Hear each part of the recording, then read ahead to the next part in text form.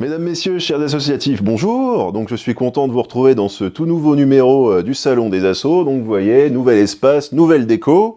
Donc je retrouve à nouveau Monsieur Desmaîtres qui vient aborder ici avec nous la question du rapport des associations avec les collectivités territoriales sur le plan des subventions. Le premier partenaire des associations sont les collectivités locales. La loi en parle depuis 1936. Il est stipulé que les subventions de l'État et des communes sont les premières auxquelles les associations bénéficient. Alors, nous sommes en 2019. Les subventions communales, c'est surtout la proximité. Qui peut mieux qu'un adjoint au maire, un conseiller délégué que tout le monde connaît? Allez le rencontrer sur des thématiques extrêmement variées. C'est le grand intérêt des financements communaux. Parce que les financements communaux, c'est la jeunesse, la culture, le sport surtout, la solidarité, l'action sociale, bref, tout le spectre de la vie associative. Et puis, je dirais, on est en pleine proximité. Quand il y a des subsides communaux donnés, on est entre soi. Et donc, le fait que leur utilisation, la façon dont le compte-rendu va être fait, ne jamais oublier d'inviter la commune à l'Assemblée Générale. C'est quelque chose que parfois les communes nous remontent.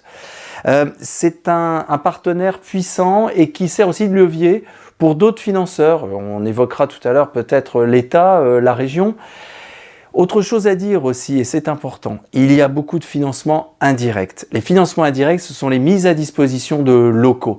Mise à disposition gratuite de locaux, mis en place par les services techniques, ça a de la valeur. La loi du 31 juillet 2014 rappelle qu'ils doivent être évalués de façon précise. Ce n'est pas vous, association, c'est votre commune qui le fera, avec l'aide de l'Uracen parfois, pour évaluer de façon permanente ou ponctuelle les prêts de salles, sportives ou autres, dont vous jouissez.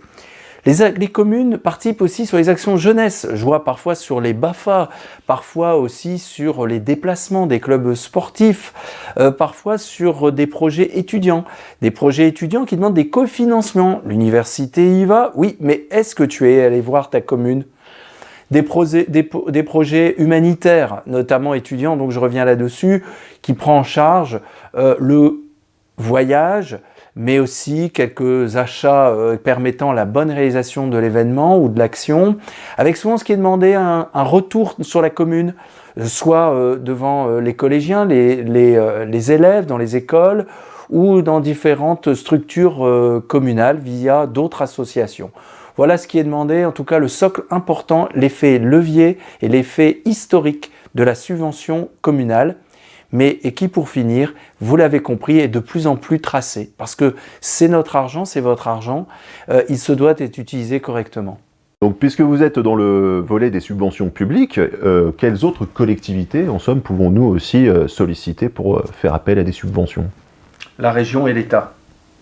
Concernant la région a investi sur un portail qui présente tous les dispositifs d'aide à la vie associative.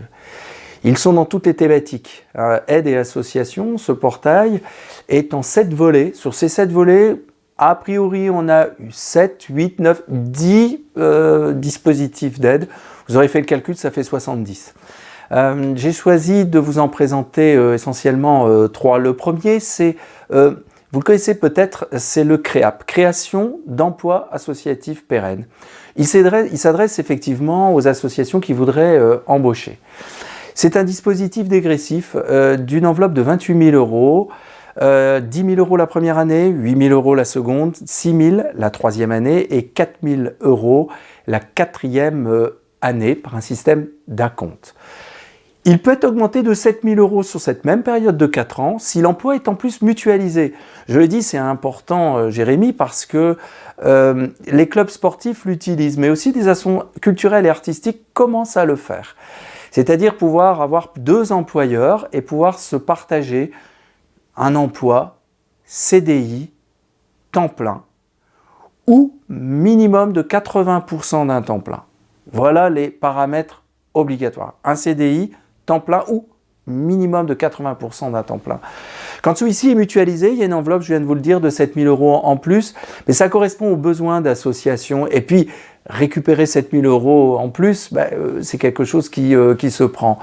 Une association, bien souvent, a les moyens de bien payer une personne, mais n'a pas besoin de l'avoir à temps plein. Par contre, de la partager avec une autre personne, une autre association, ça me semble tout à fait logique. Pour rappel, un temps plein, c'est 1820 heures sur une année. Admettons que la personne fait 1000 heures chez l'un et 820 heures chez l'autre. Eh bien, il déclenchera une aide supplémentaire de 7 000 €. Alors comment faire? Eh bien, vous avez un site dédié qui vous explique la liste des structures, dont l'Uracen fait partie, bien évidemment, pour pouvoir avoir un rendez-vous qui prendra une matinée ou un après-midi où on vous demandera plusieurs choses. Les statuts, la gouvernance, la capacité à respecter ces statuts, le respect du droit du travail. 3, la question de la compta et de la fiscalité. On verra un petit peu les budgets, les bilans financiers des années N et N-1, des années précédentes. On verra aussi la capacité à diversifier les financements, comment l'association pourra pérenniser cet emploi. Je rappelle CREAP, c'est création d'emplois associatifs pérennes. Donc c'est un amorce de la région pour aider à la création d'un emploi, mais après, au bout des 5 ans, il faut que l'association montre qu'elle a les capacités de pérenniser cet emploi. La mandature a fixé 150 emplois par an, ça fait 500 emplois qui pourront être créés d'ici la fin du mandat régional. Si l'on prend la thématique culturelle, il existe des dispositifs qui sont dédiés à la culture, qu'elle soit en activité semi-pro ou professionnelle, même en allant jusqu'à partir sur Avignon, un dispositif dédié spécial. Il existe un dispositif que l'on connaît peu, mais qui s'appelle le PRAC, Programme Régional d'Activités Culturelles, qui permet justement pour les associations professionnelles de la culture de pouvoir solliciter la région sur leur programmation, leur répétition, la prise de risque artistique et culturelle. C'est un dispositif qui est important, qui est à prendre en compte. Un troisième dispositif qui est très intéressant pour les petites associations locales, de quartier, mais aussi au niveau rural, c'est le dispositif Hauts-de-France en fête. Il s'adresse au territoire de moins de 20 000 habitants. Il prend en charge 2 actions, 2 événements par an, pas 3, mais 2 seulement, sur une aide qui peut osciller entre 500 € et 20 000 €. C'est toutefois quelque chose qui est balisé à maximum 30% de la dépense éligible si les entrées sont payantes. Si toutefois l'événement est gratuit, le taux passe à 40%. Voilà, donc la région ne va pas passer à 100%, il faudra du cofinancement. 30% si les entrées sont payantes, 40% si l'événement est gratuit. C'est quelque chose qu'il faut essayer de coupler aussi sur les bons plans Hauts-de-France, qui est un autre dispositif de la région. Il est toujours préférable de toujours coupler et avoir un travail de curiosité sur Internet. C'est pour ça que parfois avoir un stagiaire qui a une mission de diversification des financements ou de recherche, etc., ça prend du temps, mais passez-moi l'expression, ça peut rapporter gros. Voilà, n'hésitez pas à vous retourner sur ce dispositif Hauts-de-France en fête. Donc, avant de démarrer votre précédente intervention, vous nous aviez dit qu'il y avait aussi des subventions qui pouvaient être sollicitées auprès de l'État. Donc, nous connaissons bien entendu les financements FDVA, les fonds de développement de la vie associative, qui sont mis en place à la place des réserves parlementaires, merci. C'était un peu coincé. Ça arrive. Et donc nous n'allons pas les aborder, vu que ça a été vu dans une vidéo d'actualité, nous vous y renvoyons, elle est sur la chaîne YouTube, vous avez le lien en descriptif. Donc, hormis les FDVA, à quel type de subventions pouvons-nous faire appel, Monsieur Desmaîtres? Concernant les financements d'État, il y a un premier acteur important pour les petites et moyennes associations, c'est la jeunesse et sport, ce qu'on appelle la DDCS, Direction départementale de la cohésion sociale. La DDCS, c'est la jeunesse et des sports. Là encore, comme tout à l'heure sur la région, nous avons des sites dédiés. Lecomptasso.gouv.fr est un compte dédié, vous retrouverez effectivement pas mal d'appels à financement. Ils sont dédiés aux petites et moyennes associations.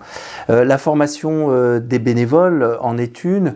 Les actions, on en a parlé, FDVA pour l'innovation, mais aussi le fonctionnement associatif. Il y a d'autres dispositifs méconnus. Liés, là encore, à l'emploi, c'est les postes FONGEP.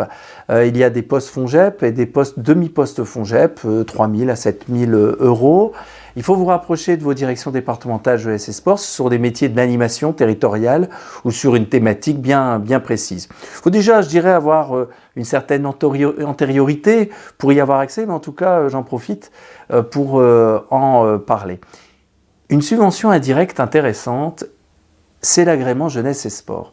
L'agrément jeunesse et sport est gratuit, bien évidemment. On accompagne beaucoup d'associations comme les MDA le font pour l'obtenir. Il permet finalement une reconnaissance étatique, qui est un levier important pour obtenir une subvention communale ou régionale.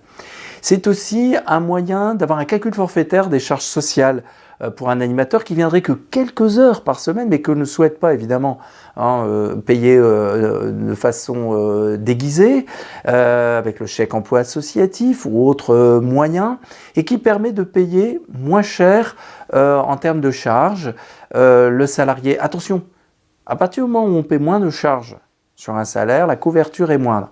Donc, c'est surtout sur des emplois partagés, mais cela est un autre débat, mais j'en profitais pour vous en parler. C'est aussi un agrément jeunesse et sport, une décote aussi supplémentaire sur les droits SACEM. Vous voyez que c'est une subvention indirecte, mais si ça permet d'alléger certaines factures, quelque part, vous en êtes d'accord, c'est une subvention qui est bonne à prendre. Eh bien, Monsieur Desmaîtres, merci pour toutes ces explications sur les subventions publiques qui peuvent être sollicitées par les associations. Donc, nous nous retrouverons bien entendu pour un prochain numéro qui sera un numéro spécial du Salon des Assos, puisque nous allons recevoir Monsieur Eric Mielck, qui veut justement nous parler du nouveau réseau professionnel de l'Université de Lille, qui est Lille Agora. Donc, quel bénéfice y aura-t-il à tirer, notamment pour les associations? Nous vous donnons rendez-vous très prochainement.